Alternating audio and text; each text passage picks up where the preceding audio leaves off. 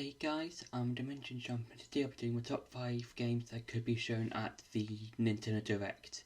Now, as of recording this video, Nintendo has recently announced that they will be releasing a Direct tomorrow, and as we all know, Directs there's always, well, when it comes to things like Directs, Xbox showcases, PlayStation showcases, there's always a lot of expectations of what games could be shown on there, like the next big AAA game or DLC for a game that's recently released or stuff like that. So in this video, like with a lot of the other videos that I've done similar to this, I will just be going over some of the games that could be shown at the Direct. So for number 5 is the fifth wave of Mario Kart 8 Deluxe. Now, this is probably the most likely thing to appear in the Direct because it's Mario Kart, and in terms of Mario Kart 8 Deluxe, we're pretty much getting towards the end of the waves of DLC for tracks, as well as some of the characters. Because in the last wave, not only did we have new tracks, but we also got Birdo as well as a new character.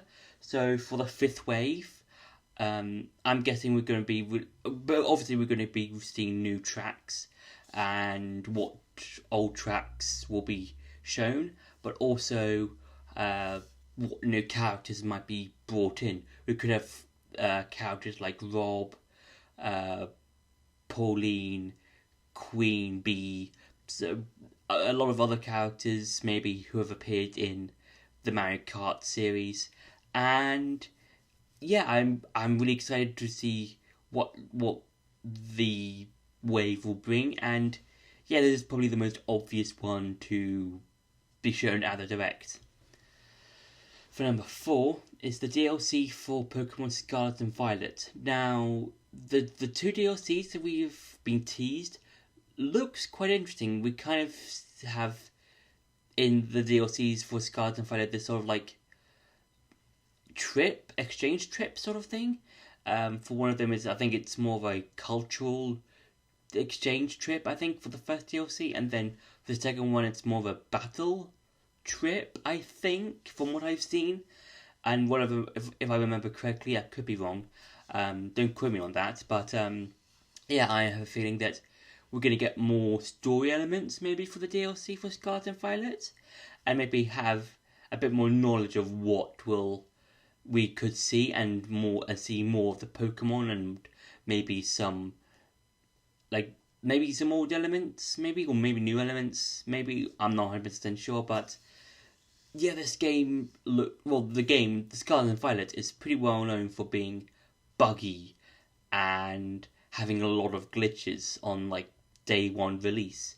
So yeah, so I do hope that the DLC for Scarlet and Violet helps improve on some of the glitches and just patches them out. Obviously they'll probably patch them out. I'm not 100% sure if they are all patched in terms of the glitches, but maybe when Scarlet and Violet, the DLC for it, releases, within those updates they could patch the last remaining few glitches here and there. So yeah.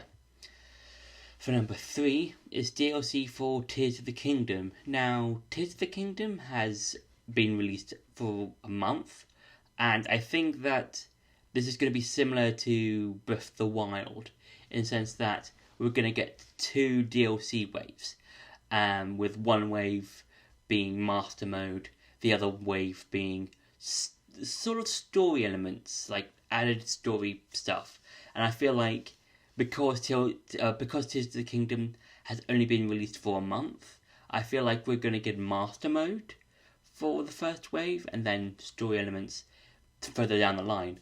And for Master Mode, we obviously know what it is. It's a harder version of a particular game, like in Skyward Sword, Ocarina of Time 3D, Twilight Princess HD, and the Wind Waker HD.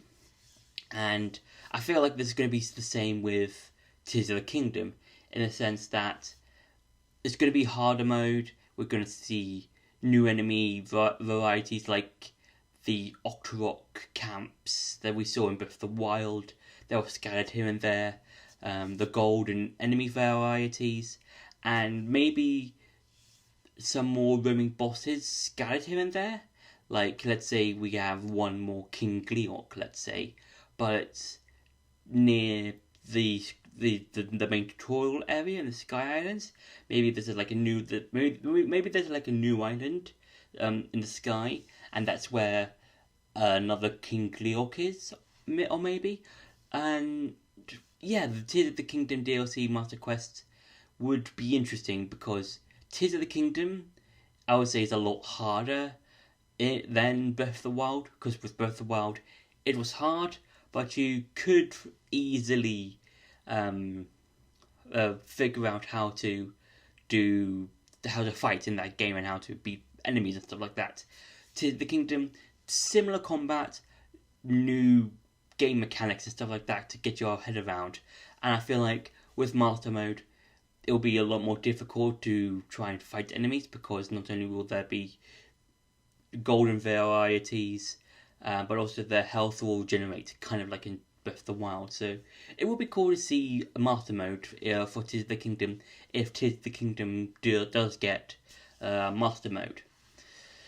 For number 2 is Persona 3 Reload. Now, I think either last week or the week before, there was the Xbox Showcase presentation, and we all know about what happened before the event, that being Persona 3 Reload was leaked. So, yeah, and it was also shown during the showcase for Xbox. And I feel like that there's going to be a trailer for Persona 3 Reload in the Direct. And there was kind of that going about, I think, because it was because during the showcase it was mainly for Xbox and Windows. Then it was recently announced that it was also going to be added to PS4 and 5 and Steam. And if they do have Persona 3 Reload for the Direct, they're also going to have it for Switch as well. So yeah, and it'll be cool to see, and it'll be cool to play Persona 3 Reload, because it's a remake of an old game, and new fans will get to experience that if they play the games through 5, and then with 4 Golden and 3 Portable, they were released early last year, this year-ish, and now they can experience 3 Reload. So it'll be really interesting to see if there was going to be Persona 3 Reload for the Direct.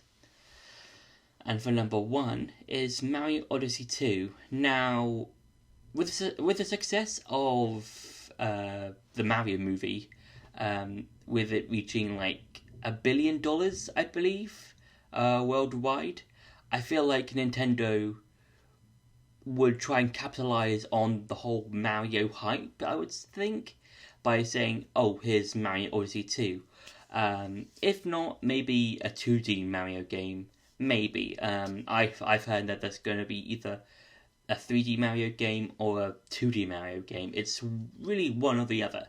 But Mario Odyssey 2 would be interesting to see, and seeing, maybe obviously having the old elements of the first game, that being, the kingdoms, the moons, the missions, the bosses, that kind of thing. But having a new storyline, maybe this time Bowser is trying to create his own kingdom, maybe, but he needs power moons. I'm just basically describing the plot of Galaxy 1 and 2, really. And I wouldn't be surprised if that was the main plot for Mario Odyssey 2. If they do release Mario Odyssey 2, I wouldn't be surprised if that was the main plot. Just Bowser stealing power moons for his own kingdom or whatever. And we can go through new kingdoms as well as old kingdoms. Yeah, because like Mario games are just not in terms of story and plot. They're not that. They're quite easy to follow. It's just Mario saves Peach from Bowser, goes through different worlds, and that's it. And I wouldn't be surprised. Well, it would be cool to see a new plot for Mario Odyssey 2, but it'll probably have some old elements from previous games, maybe. And yeah, it would be cool to see a sort of teaser trailer to Mario Odyssey 2, maybe something similar they did for the first teaser trailer for Odyssey, where we saw Mario jump out of the T-Rex in that teaser trailer. So yeah, it would be cool to see maybe Mario Odyssey 2. I don't really mind if there is a announcement for a new 3D or 2D Mario game. So yeah.